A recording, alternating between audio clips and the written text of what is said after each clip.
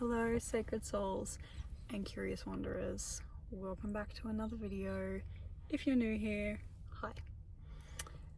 Today we're jumping into another astrological video, and the theme of today's video is the full moon in Pisces that's coming up on the 28th of August. That's for the Australians, 27th of August if you're not watching from Australia. Now this full moon in Pisces is also a lunar eclipse, so it'll be closing out our second eclipse season of the year, and this one is a really big one. This full moon, this lunar eclipse, is in Pisces, which not only is the final sign of the zodiac, but it's also in the 12th house, so it's in the final house also. So this is a very much ending of cycles, ending of patterns type of energy. So I would highly suggest you not to force anything during this time. I believe that there will definitely be some things that are brought up that they're going to be released whether you want them to be or not, and some of it's going to feel a bit premature. Some of it's going to feel like things that you maybe shouldn't let go of yet, but they're things that you need to let go of in this this chapter. So it closes a 2-year chapter. So on September the 24th, 2 years ago now, in 2024, we had the partial solar eclipse in Pisces, so that was the beginning of this chapter. So it's also closing out a 2-year chapter. So definitely think about where you were a couple years back, what was coming up for you, what were you going through, what were you realizing in life, where are you now? So definitely have that 2-year reflection period, and surrender to letting go of what needs to be let go of, because you can either go with the flow on this or you can get dragged. Like, you're gonna end up in the same place. So I recommend making it easier for yourself and surrendering to it. That's not to say that that won't be difficult and come with its own challenges, but I do recommend that you have love and gratitude for everything that's coming and going at this time. We've also got, just a couple of days before, we've got Mercury entering Virgo, which is, Mercury rules Virgo, so it's home in a sense. And this is bringing up some awesome energy at the same time as this lunar eclipse is working with our path as well, because Mercury is the planet of communication, right? Of contracts, of technology, of communication. So it's a time where we're going to, when it returns back into Virgo, our priorities are going to become really clear, and it's a really supportive energy of us acting accordingly with our priorities and with our intentions and where it is that we want to go. So basically get clear of what you want and make sure that the person you are every day, the person you wake up as, the actions that you make, the choices that you make, are aligned with that version of yourself. They're aligned with your priorities, with where you want to go, all of those types of things. The way that you're communicating with friends and family, people around you, with the world around you, is aligned with who you are, and that you're not contradicting yourself in those types of terms.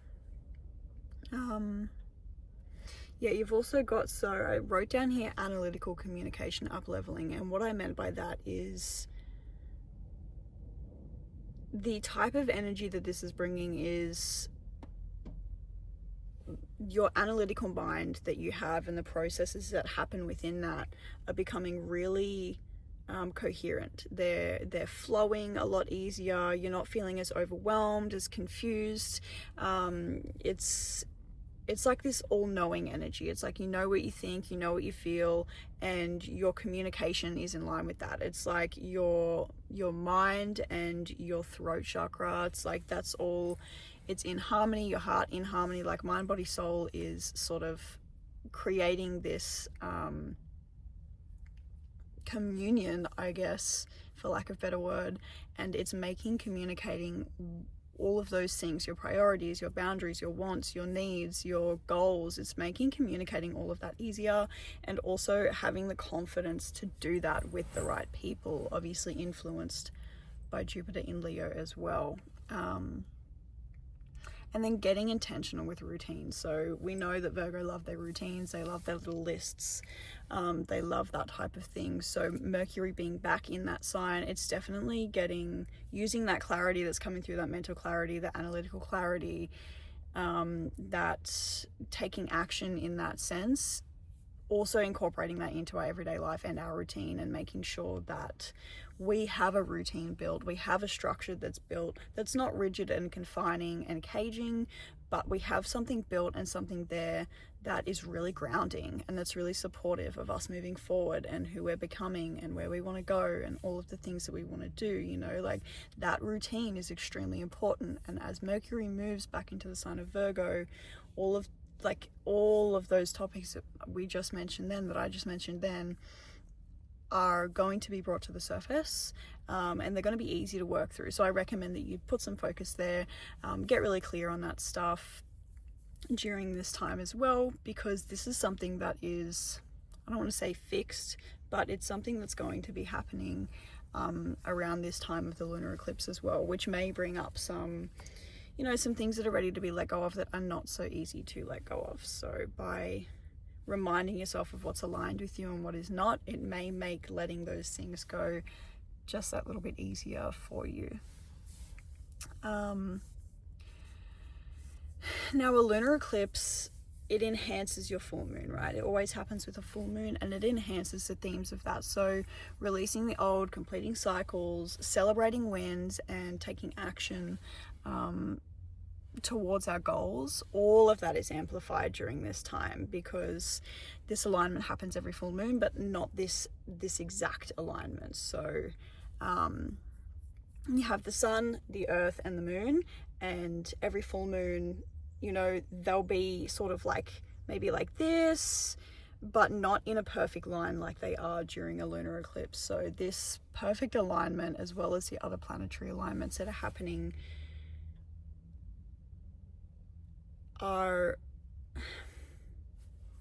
they're really powerful energies, they're really beautiful energies. And Pisces energy it's very dreamy, it's very empathetic type of energy as well. It's a water sign, so it's got to do with the emotions, right? If you know a Pisces, then you know. I'm a Scorpio myself, a Cancer rising, and my partner's a Scorpio Pisces rising. So there's a lot of water, there's a lot of emotion running around. And I also wanted to add there that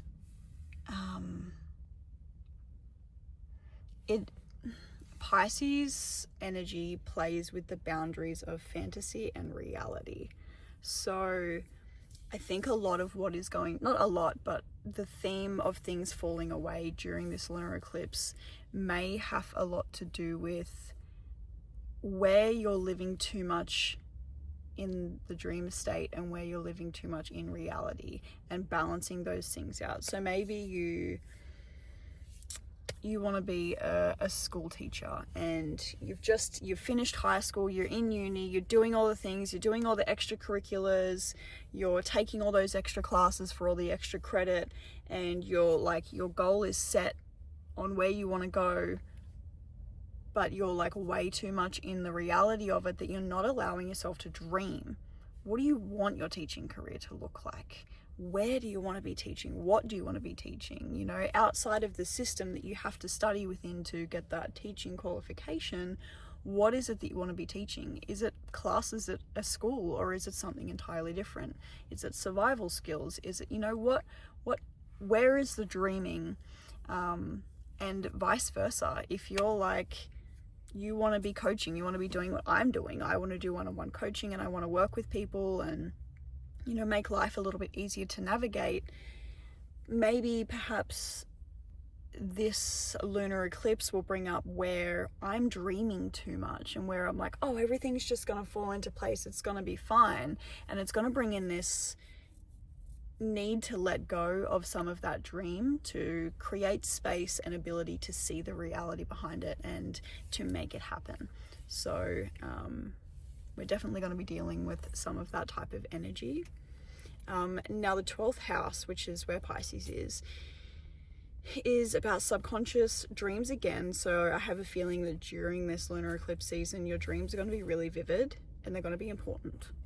So if you don't keep track of your dreams, if you are not somebody who really recalls your dreams often, I encourage you to, during the week, the few days before and the few days after the lunar eclipse, try and jot down your dreams of a morning, and just have a look at what was happening in them, and maybe form a little bit of relationship with your dreaming world and what it's trying to communicate with you, because it's definitely a really fun world to explore in the way of communication and, seeing things that we don't usually see in everyday life.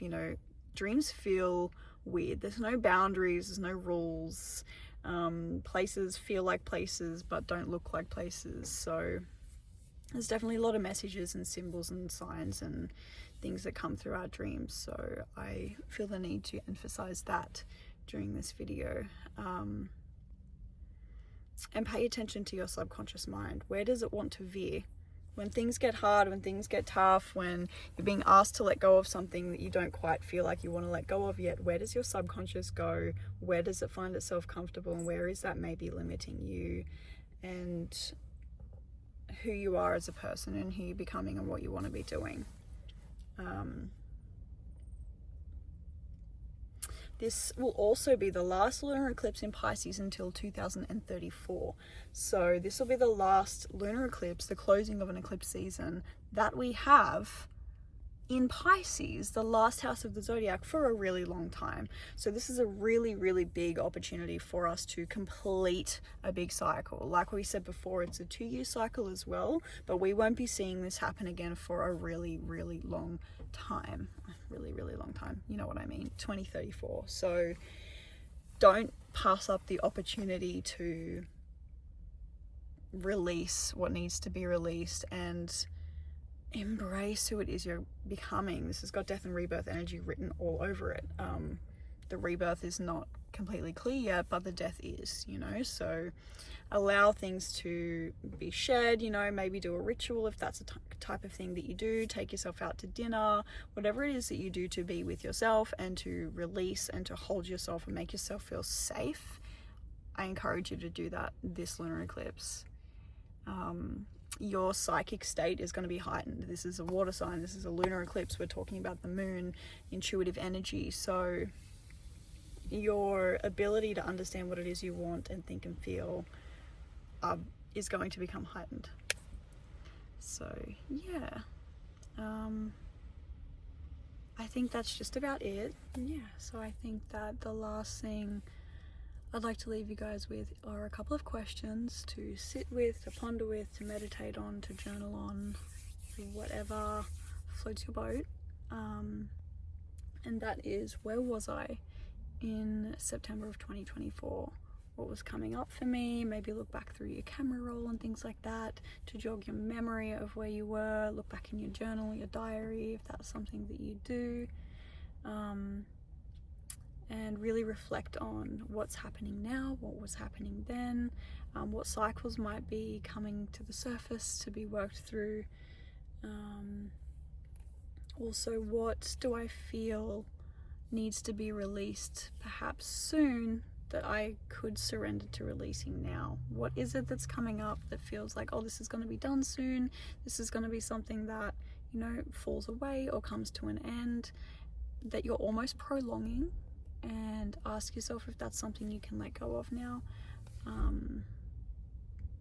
Journaling also on how is it that I connect with myself and my own intuition and my dreams and that part of myself. How do I feel about it? Does it make me feel silly? Does it make me feel strong?